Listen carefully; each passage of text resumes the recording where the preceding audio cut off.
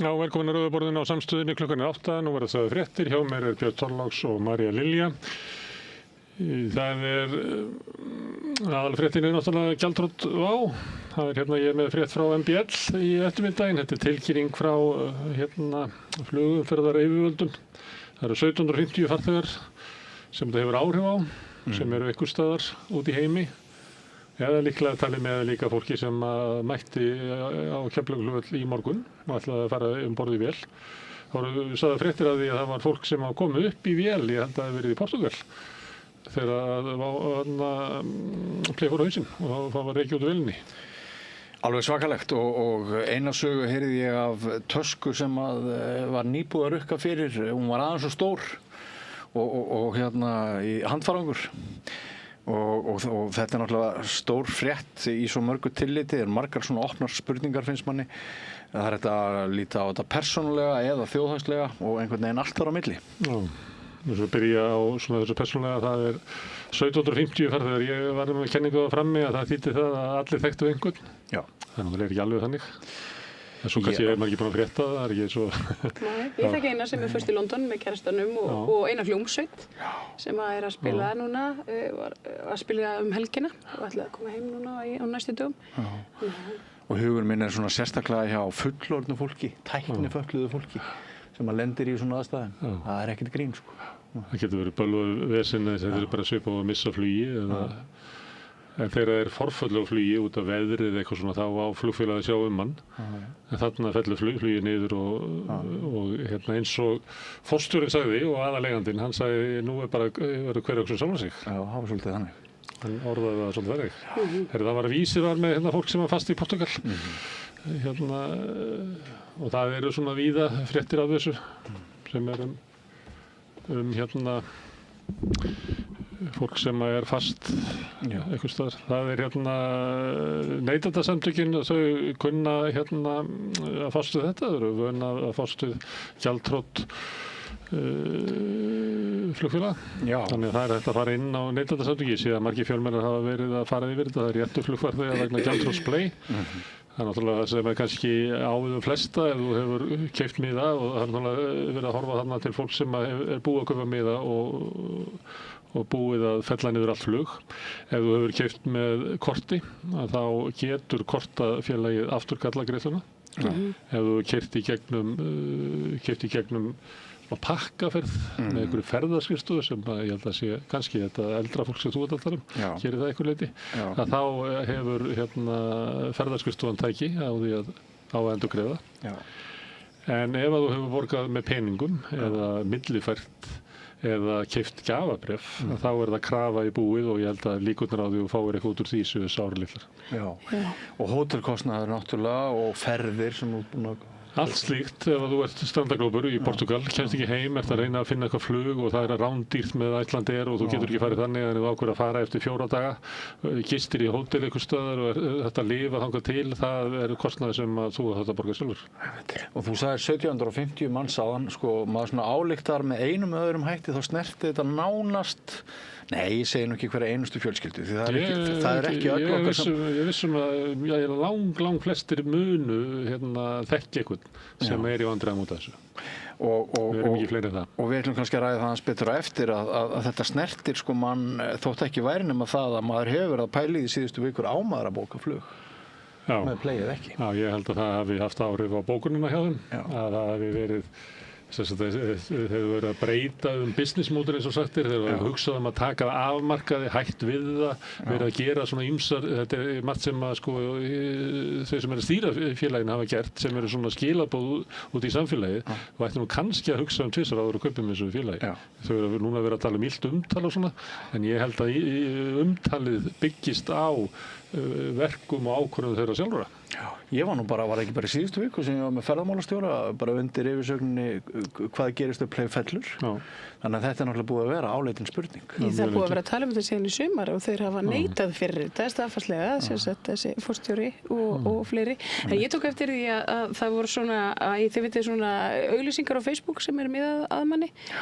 Ég fekk svoleiðis bara núna fyrir helgi frá Play sem að voru brunafargjöld. Já, mitt þetta það voru fram og tilbaka til Portugal bara á 14.000 eða 12.000 eða eitthvað svona lítið. Keypt birtinguna á trúgjant fólk, það sérstakt sem að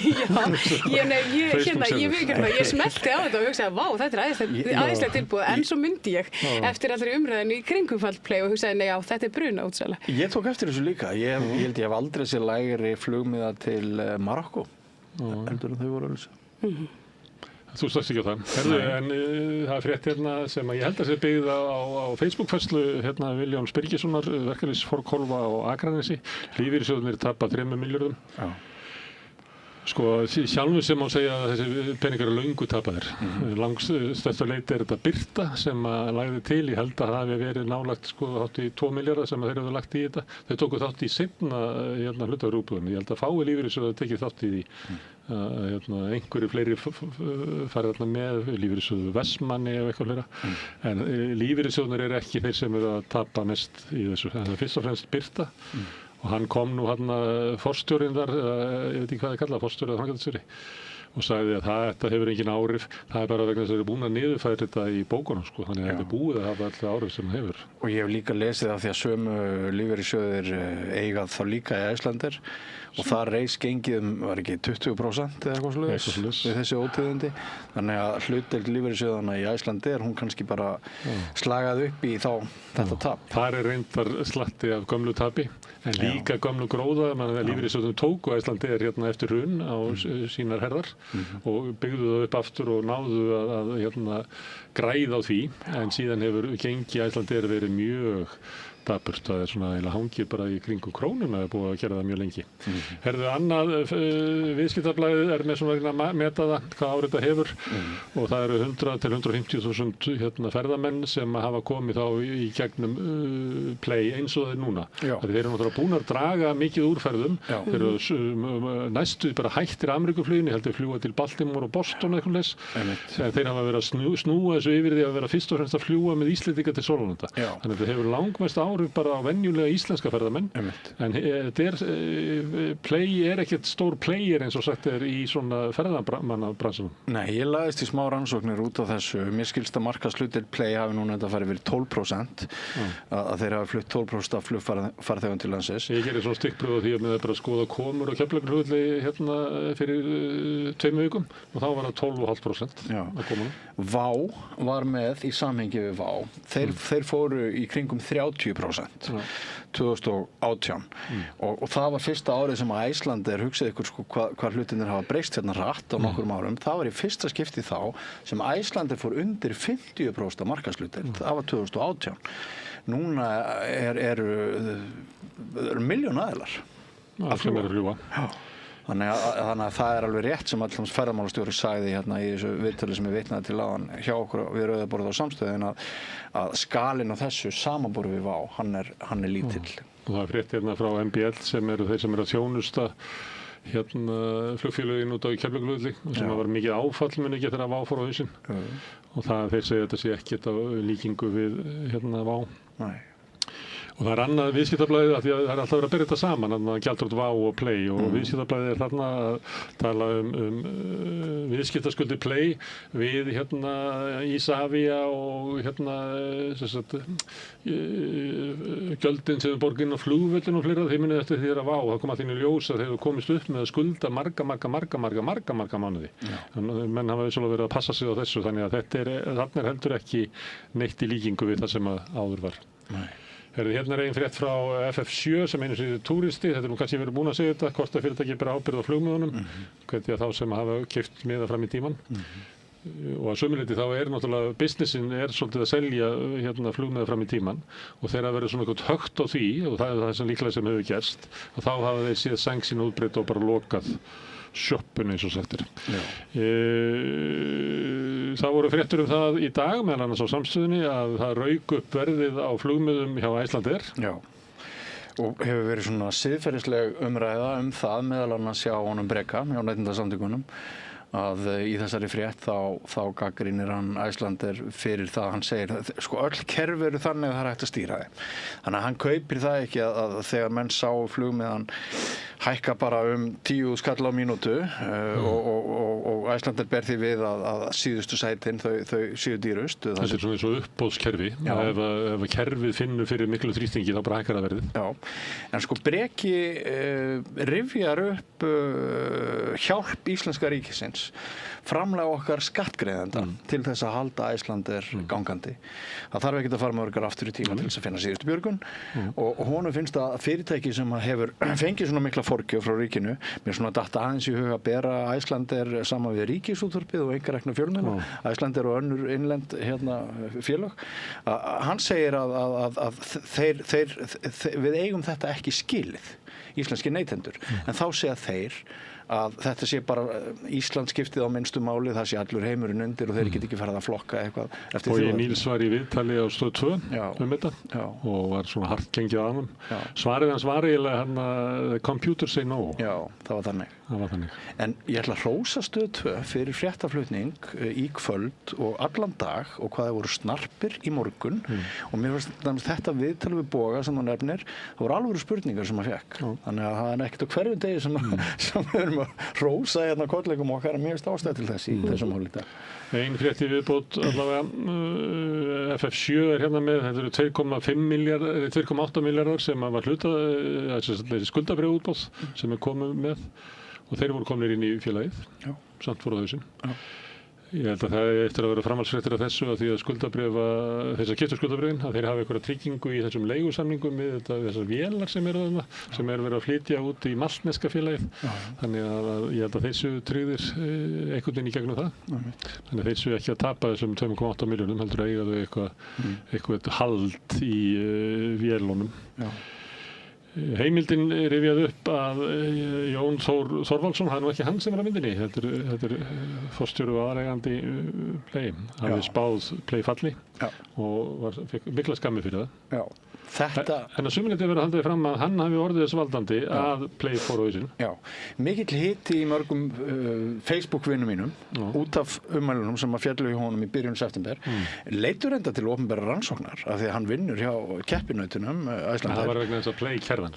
Já, en sem sagt þeir tóku máli fyrir og við vorum bara ekki komnir að niðurstöðu og þetta er alveg svona opin spurning hve mikil áhrif, eða ef einhver það hafði, hvernig hann talaði það að hann sagði bara ekki kaupa flug með hjá Play, þú mynd tapa honum og þið eru að selja ferðir sem þið vitið að verða aldrei flognar. Það rifjast upp þegar ég var lítill, ég er náttúrulega miklu eldri en þið, að þá var mér bannað að benda á flugvélar, af því það getur þá hrapað. Já, ég man eftir því líka. Það ekki? Jú. Þetta er eiginlega svoleiðis að hann hafi bent á gjaldþrotið og þar með hefði orðið til. Já. Ég er ekki að gera lítið úr því að til dæmis þegar ég fann að því þegar Davíð Oddsson labbaði inn í banka og tók út innistæðuna sínar og reyndi að gera svona rönn á bankan og svona. Þetta er menn verða að gæta sín að einhver leyti. En hann er náttúrulega formaður í félagi sem var í harkalegum samningsdeilum við hann. Hann mögulega sagði þetta í einhverju gremju til þess af því að hann var þarna í umboði einhverja flugmanna. Vissi þetta ekki allir? Ég veit það ekki. Það er ekki bara að segja það sem allir vissu sem að þekktu til. En mér er dottið í hug hvernig hún líður þessum manni í dag núna þegar tugir manna í félaginu hans eru atvinnulausir. Þetta er opin spurning. Já. En heldur að hann hafi bent á og þessum að hafi Nei, ég held það ekki. En það er spurningum svona einhver áhrif. Já. Herðu, þessi frétt er úr The Sun sem að við sækjum mikið átt til. Flugdólgurinn, myndi þetta heita á íslensku. Það er sett verið að dæma mann í 5 ára fangelsi fyrir að vera blindfullur í borði ykkur vél. Þetta er aðalfréttin í dag, ekki bara á Sun, þetta er víða í breskum blöðunum. Það er rosalega dómur. Hann var dauðadrökinn og var með mikinn dólg og fannst einhvern veginn ekki tekið vel undir dólgslöti sín. Þannig hann rauk og ætlaði að fara út og reyndi að opna hurðina við flugi og fyrir þetta verið 5 ára dóm. Þetta er bara svona lítillu varnaðar. Já, hann kannski hættir að drekka. Kannski var maður með blackout, vondar fréttir. Já, minnar að hann hefði hert að þessu bara þeirra lendi hvað gerðist.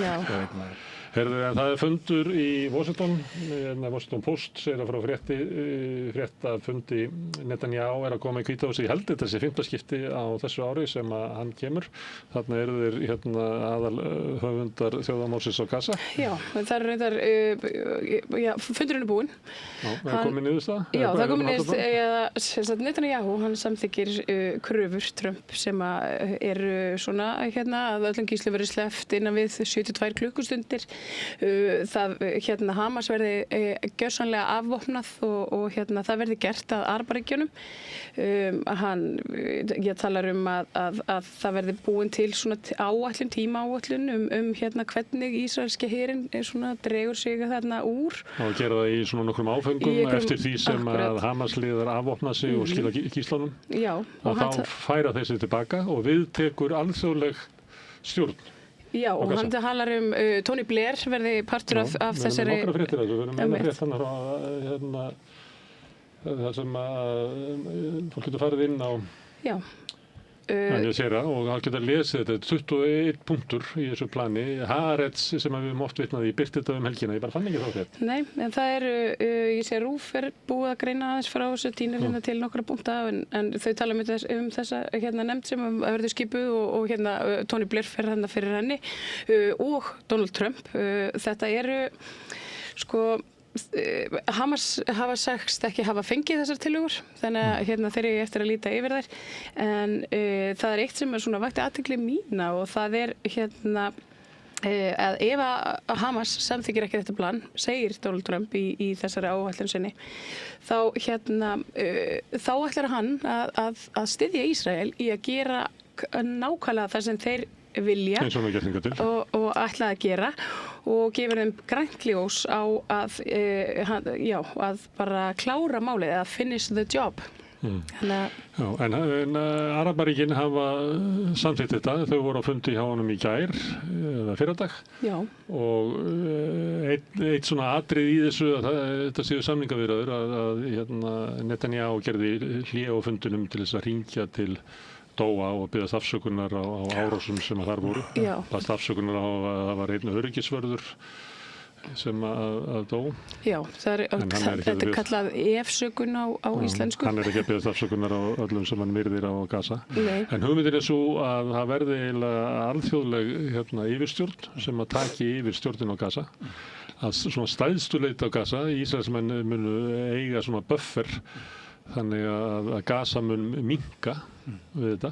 En inn í þessu samkomulagi að Netanyahu fari þá með friði þangað til þess að 78 klukkstundir eru leinar? Hann víki eftir þessari 3 skilyrðum. Já, hann má halda áfram að drepa fram að þessu. Og mun eflaust gera það og hefur verið að því allan dag. Og þá er það að uppfyllu þessu skilyrði að þá bakkar herinn út af þessu svæði og uppfyllu þessu skilyrði þá fer hann út af þessu svæði og þannig að þetta er svona vel niðursett en það eftir að koma í ljós hvort það sé friður þetta. Kannski er þetta eina niðurstaðan til þess að þessu linni. Það er nú standa palestínumenn á Gaza frammi fyrir því að hvort þeir að ganga að þessu til þess að þjóðamorðinu linni og beygja sig undir það að fá undir sig alþjóðlega stjórn sem að mörguleyti tekur tilliti til krafna Ísrael hvernig málum háttað þarna. Það er það sem hann talar efnahagsáætlun. Hann ætlar að setja fram einhverju svona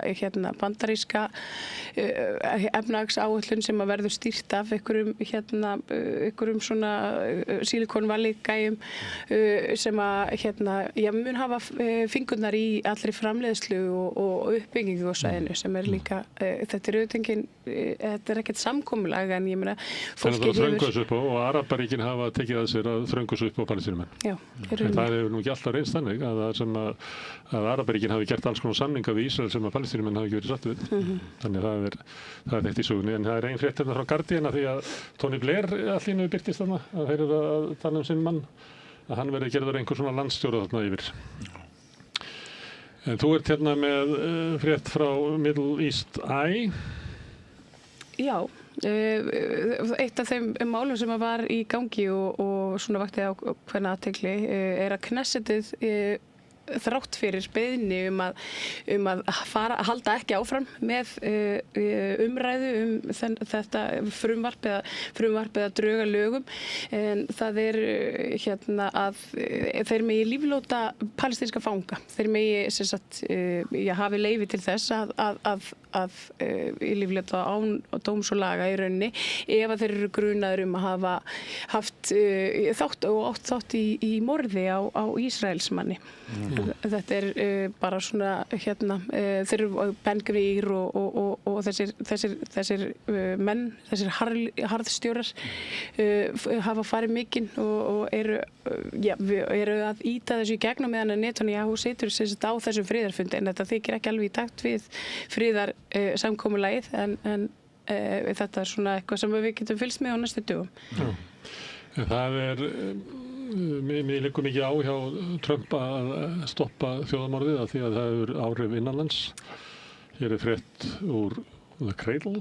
Já, The Cradle svona róttækur miðill, en segir frá þessu að það svona ákveðin, það að verða svona vatnaskil í afstöðu ungs fólks, ungra repúblikana versus þeirra sem eldri eru í stuðningi Trump-stjórnarinnar við Ísrael. Og þessi vísaðan í könnun sem Háskólinn í Maryland gerir, eitthvað sem kallað Critical Issues Poll. Þetta svona risastór könnun mjög stór utanríkis- og innanríkismál. Minnkar stuðningur með yngra fólki eða ekstra? Stuðningur við, hann minnkar með yngra fólki. Það er í rauninni 52% af repúblikunum sem eru eldri en 35 ára. Þeir svona sympathæsa meira með Ísrael, og meðan að 24% sem eru á aldrinum 18 til 34 ára segja það sama. Og það sem kannski svona áhugaverðast í þessu að evangelistarnir í Bandaríkjunum, það líka, hún verðist vera að hrapa, þessi gengdarlausi og þessi svona skilyrðislausi stuðningur sem hefur verið hingað til, hann verðist vera að minnka úr 69% og niður í 32%, sem alveg hreint ótrúlegt. Já. Það var voðaverk framið í Detroit. Það var maður sem keyrði jeppanum sínum inn í mormónakirkju, skaut þar fólk og kveikti svo í. Það brann til grunna og það ennþá týnt fólk, þannig að tala látinna eitthvað að vaxa eftir því sem að líða á daginn. Það var sagt 1 í morgun og það voru 4 í eftirbildaginn, ég veit ekki hver talan orðið núna. En viðbröðin eru hún heitir Karolina Lewitt, sem blaðafulltrúi, eða hvað þetta ræðum sem kemur alltaf á heldur blaðamannafundina? Þetta ekki kallað blaðafulltrúi á íslensku? Blaðurfulltrúi, sagði Jónas Kristjánsson. En hún segir að sá sem að framdi verkið hafi hatað mormóna, og Trump kallar þetta enn eina árásina á kristið fólk, og þetta strax dregið inn í þessi svona upptakt af einhverjum aðgerðum sem að stjórnvöld ætla að fara í til að þrengja að þeir sem eiga að hata kristna og íhaldsmenn. Þannig að það mikill trúarhiti í Bandaríkjunum. En við förum Morgunblaðið morgun, hann var með frétt frá Húsavík, þar sem búið að loka kísilverksmiðjunni, og eða flesti vita það að hún verður aldrei sett í gang aftur, held ég. Nei, varla. Þetta enn eitt höggið fyrir atvinnulíf Húsvíkinga. Þar hefur verið mjög svona blóðug saga. Það búið að prófa ofboðslega margt. Þeir komu illa út úr kvótakerfinu, mistu mjög mikið, hafa reynt. Þeir seldu það frá sér. Þarna voru bærin átti hluta í útgerðinu þeirra, og þeir mistu það í landunum sem er. Og missa svo seinna á þess að ráða nokkuð við það þegar Vísir fer úr bænum 2014, held ég það hafi verið. En þar á undan búið að reyna ofboðslega margt. Þeir voru með parkettframleiðslu, gríðarlega massíva parkettframleiðslu. Þeir reyndu fyrir sinni með krókódílueldi. Það það sem að Guðni Ágústsson segist vera stoltastur af, að hann var landbúnaðarráðherra og stoppaði það af að það eru krókódílar þarna í tjörnum í bænum. Hann benti á að þeir næða að hlaupa á 60 km hraða og myndu éta Húsvíkinga. Og þetta sé náttúrulega ekki fyndið hvað atvinnusagan er búin að vera strembin, þá svona þetta er vandræðan þegar finnst krókódíl allt í einu freistandi. Það má segja það. Þetta stakið í mengi, og núna það þetta, mér minnir að bara byggingakostnaður kísilversins hafi verið 40 milljarðar og þetta augljóslega ekki að ganga og var líka kostnaður sem að ríkið tók á sig eins og að bora gat já, ég heldur betur til þess að stytta leiðina. Einmitt, þannig að sko það fokið í ansi mörg skjól og erfitt fyrir þá eða hefði ekki þarna einhverja menn sem hafa gert út á hvalaskoðun og svona þá væri staðan ansi dökk. Ef við fáum kannski næstu fyrirsögn, ég hef veltið fyrir mér að þegar Jón Gunnarsson vill svissa og vill að sýslumaður sem sagt, svona yfir sýslumaður, hvað maður segja, hann verði á Húsavík. Í staðinn fyrir Akureyri. Já, eða bara einhverstaðar annars staðar. Að þá að þarna sé verið að reyna að koma á móts við það. Þú átti ekki að sameina sýslumann, er það bara einn sýslumann á landinu? Já, þessi sameinaði, Jón Gunnarsson vill að hann verði á Húsavík, hann er búinn að leggja fram. Og það kann að vera svona einhver tilraun til plásturs inn í þetta allt saman. Það er svona ákveðin að stilla þessum tveimur fréttum upp. Þannig að það sé, hann sé ígildi kísilvers sennilega ekki en það eru nokkur störf sem myndi fylgja því. Herðu, það atvinnufréttir að norðan. Vísir með frétt af því að það sé verið að loka Kristjánsbakari. Það einhverjir stóruður keyptu gæðabakstur og inni gæðabakstur hafði áður keypt Kristjánsbakari sem er bakari hérna fyrir norðan og þetta það verið loka búðinni eða bakarísbúðinni. Já, tveimur brauðbúðum. Þú verður það ekkert laufabrauð í mjólinn? Jú, það ég held að hafa ekki áhrif á baksturinn. Það hefur áhrif á söluna og þessar tvær búðir. Og þetta er svona menningarfyrirbrigði? Já, þetta er menningarfyrirbrigði. Þetta er stolt Akureyringa. Þetta var náttúrulega alltaf akureyrskt fyrirtæki. Og þetta er högg. Þetta er enn eitt höggið og einhver myndi segja svona er þetta þegar menna sunnan koma og kaupa upp. Kannski þetta sama sagan og vorum að segja áðan með Húsavík sem að þeir áttu hérna í félagslegri útgerð, bæði svona bæjarútgerð og svo held ég að kaupfélag hefði eitthvað verið í útgerð og þeir seldi þetta allt saman til Vísis sem að lofaði á því að guggan er alltaf gul. Það er góður punktur. Og fóru svo með undan norður og sama er með Kristjánsbakari sem er selt inn í gæðabakstur og síðan, hverju voru það sem að keyptu í gæðabakstur? Var það Millan eða? Það eru einhverju kvótapinningar eða? Já, gott ef ekki. En þá á endanum þá eru ákvarðin að tekna einhvers staðar langt í burtu. Ég tek oft dæmi á Húsavíkum svona stað þar sem ekkert svo langt síðan að allar ákvarðanir fram til Húsavíkur voru teknar á Húsavík. Nú engin ákvarðanir fram til Húsavíkur tekin á Húsavík. Nei, þegar forræði ákvarðana færist úr héraði og þetta fer inn í einhverja risasamsteypur, þá mun byggðunum blæða. Novo Nordisk er fyrirtæki sem var í gullæði að selja lyf sem mjólkaði fólk og græddu ógeðslega og þöndust út með miklum hvelli. Síðan finnur ykkur annar upp lyf sem er ódýrara og virka betur og með minni aukaverkanir. Þannig að nú er Novo Nordisk í stórkostlegu vandræðum. Þetta væri svo sem ekkert stór frétt nema að Novo Nordisk er svo stórt á danskan mælikvarða að þeir hafa verið eiginlega allur svona aukning landsframleiðslu undanfarnum árum hefur eiginlega má rekja til þessa fyrirtækis. Þeir sögðu upp hellingastarfsfólki daginn, ég man ekki hvort það var 7.000 eða ekki. Núna er stór hluti restin búin að fá það að taka á sig launalækkanir eða hætta.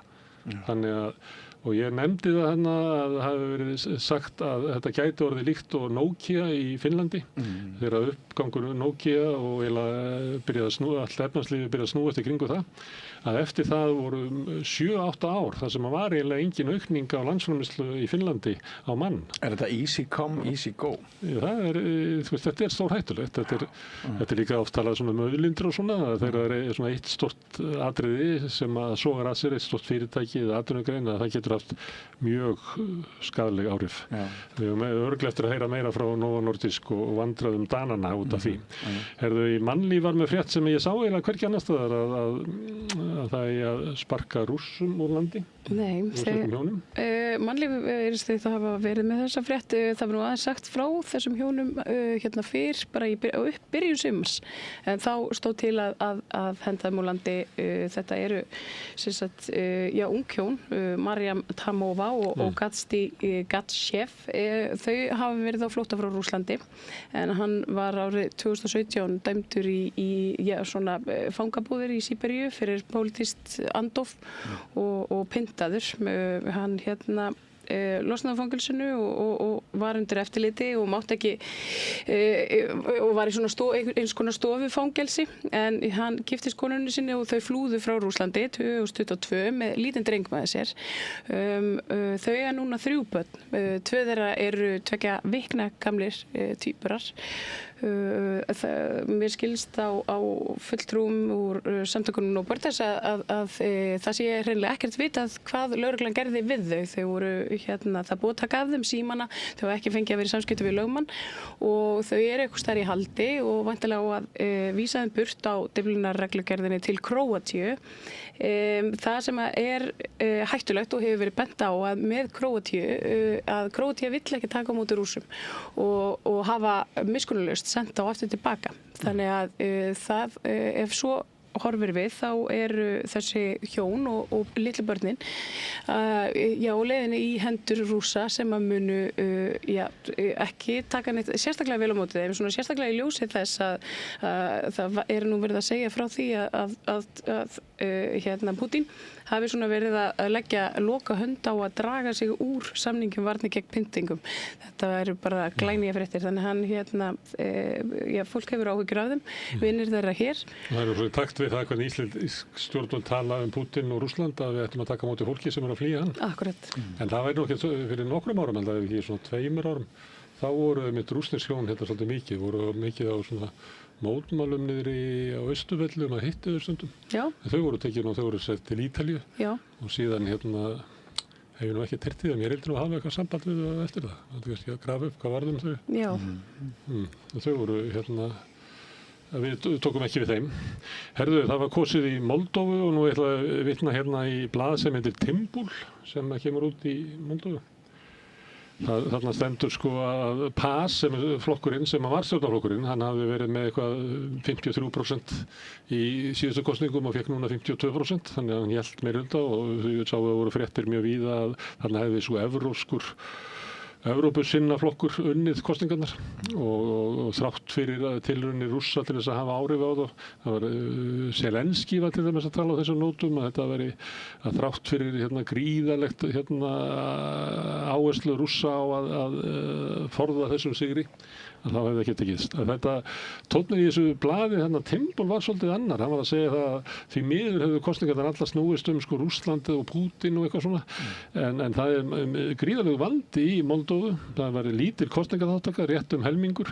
Og þeir eru að segja að það sem er að skrifa þetta, að raunverulega hafi þessi stjórnarflokkur sem þarna sem nýtur ekki almenn stuðnings á því hvernig hann er að bregðast við innanlands, hafa ekkert svo sterkt umboð. Því að eina sem hann segir að við höfum að bara stefna því að gangi Evrópusambandið, en ástandið innanlands í Moldóvu er mjög slæmt. Var svona tónninn í þessu. Ég held ég að hafa heyrt 2 fréttir þessar kosningar hjá Ríkisútvarpinu og mér minnir að báðar hafi fjallað með ESB. Já, það er það sem þau voru eiginlega kvarta yfir í Moldóvu. Þetta voru svona sviðsett stjórnmál fyrir útlendinga. Þannig að við verðum bara, eins og við sætum og að byrja okkur er ekki verið að gera eitthvað í húsnæðismálunum og það er bara okrinn og allir þessu. Það var kosið í Ítalíu, í svona fylki, eða heitir það nú ekki í Ítalíu? Sýslur. Sýslum, já. Heitir Marseille. Þetta er svona miðja Ítalíu á austurströndinni. Ég kann ekki að nefna neina borg einu sinni. En það sem er merkilegt við þetta er að flokkur Meloni bara vann stórkostlegan sigur og Meloni er eina stjórnmálafyrirbrigðið sem er í stjórn í Evrópu og er að sækja á meðal almennings. Yfirleitt er reglan svo eins og við höfum oft ekki fram að eins og Keir Starmer og svona nýtur engrar virðingar í Bretlandi eða Macron í Þýskalandi og menn í vandræðum allstaðar stjórnarflokkarnir og tapa mjög rætt fylgi. En það á ekki við Meloni. Nei. RÚV var með úttekt á eiginlega svona leiðréttingafrétt frá HMS sem hafði verið að tala það að 15% landsmanna væru á leigumarkaði. Sem að ég eða því hefur svolítið verið að ofta tala við leigjendasamtökin. Ég fekk þetta aldrei til að ganga upp fjölda leigjenda því þetta er eiginlega lág tala.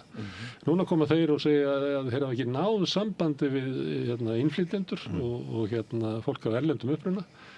Þar er hlutfallið ekki 15%, heldur 75%. 3 af hverjum 4 á leigumarkaði. Og ég gerði það nú bara svona í fljótfærni áður en að við fórum í loftið að ef við segjum þessi 55.000 erlendir ríkisborgarar á landinu og við 345 þá ekki og það eru 15% öðrum megin að þá eru þess að erlendis ríkisborgarar á leigumarkaði sko 41.000 en hinir 51.000.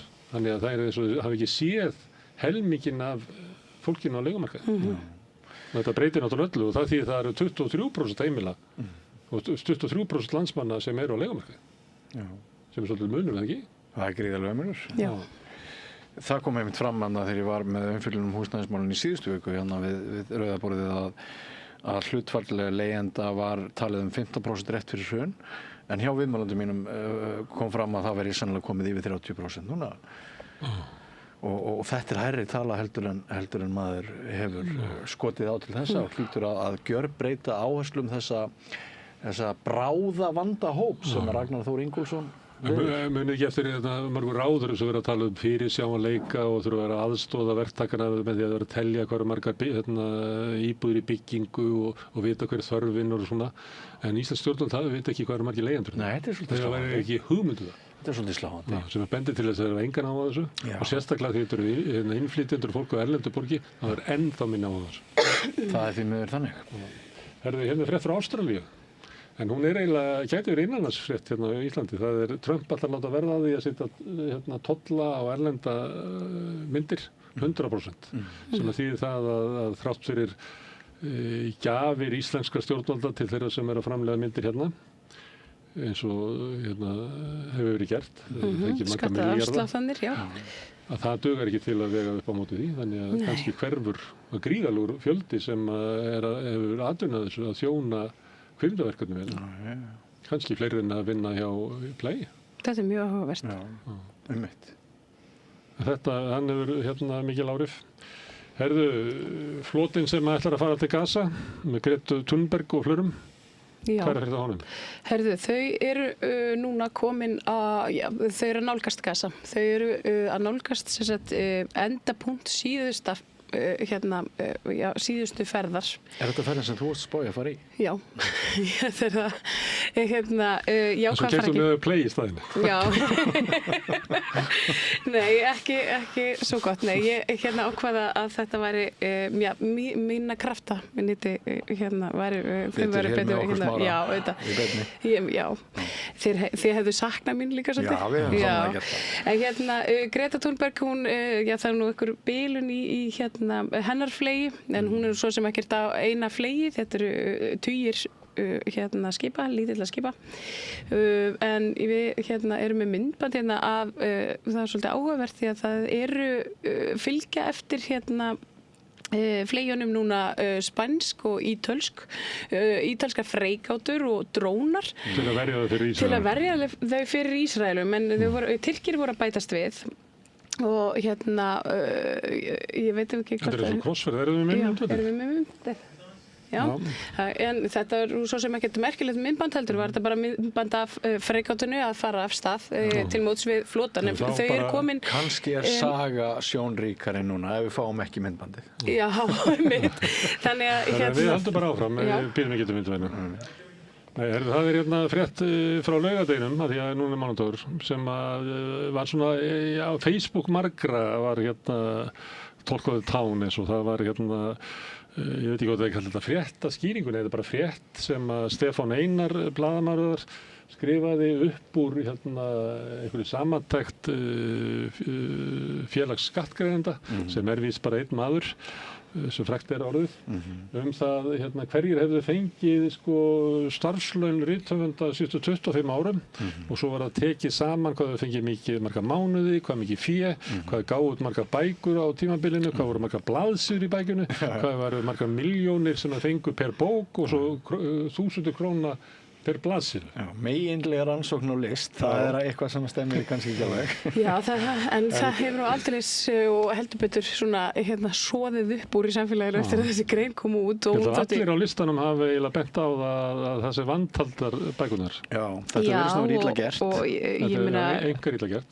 Andri Snær Magnason til þeim að hefur aldrei sótt sem bókahöfundur, hann sækir ritlun sem þýðandi eða leikritahöfundur. Þannig að það svona ýmislegt í þessu, það vantar þetta heilmikið þannig upp á, en við hérna í Rauðaborðinu rétt og eftir þá fæ ég hana Margréti Tryggva, formar Rithöfundasambandsins til mín aðeins og hún svona að fara yfir það, hvað rétt og rangt í þessari umræðu sem hún fagnar, vissulega. Má ég segja eitt þetta? Þetta auðvitað plebbaskapur, þessi samanburður. Það af því hvað er illa unnin. Já. Og það náttúrulega fyndið að við ætlum að fara að vega á með þetta myndlistarmanna með hve mörg málverk er máluð á dag eða eitthvað svona. Eða bara sýnd og sýningu. Já, en hins vegar þá er allt í lagi að hafa umræðu þessi mál og þeir eru svolítið að skjóta þarna yfir markið og það er allt í lagi að ræða það er auðvitað klíkuskapur í þessum útlutunum eins og öllum öðrum kemum Íslands. Ég fjallaði svona þetta eins og þú ert að tala einhvern tímann að snemma á 10. áratunum held ég. Fekk nú bölvað að skýta skömm. Menn hafa fengið það hingað til. Og sumir hafa ekki ennþá fyrirgefið mér það held ég. Já, og ég mun kannski missa einhverju vini þegar ég segi þetta. Já, ég finnst ekki það. Þið verður bara hlusta á hana Margréti Tryggva. Ég sé ekki það því að fjalla þetta, en eins og þetta er gert þarna, þá er svolítið að vera að stjaksetja fólk svona eins og að það séu einhverjir sakamennum að þeir séu að hafa fé af skattgreiðendum, framsetningi sem er þarna, sem ég held að sé fáránlegt. Lítið fram hjá því hvað þetta eru smánalega lág laun. Já, ég meina þetta eru útborgarlaun 300.000 krónur á mánuði. Þeir hækkuðu þetta þegar þetta var komið áberandi langt undir lágmarkslaun. Þannig að það verður ekki feitur af þessu. Engin fríðindi, þetta eru verktakagreiðslur, ekkert öryggi.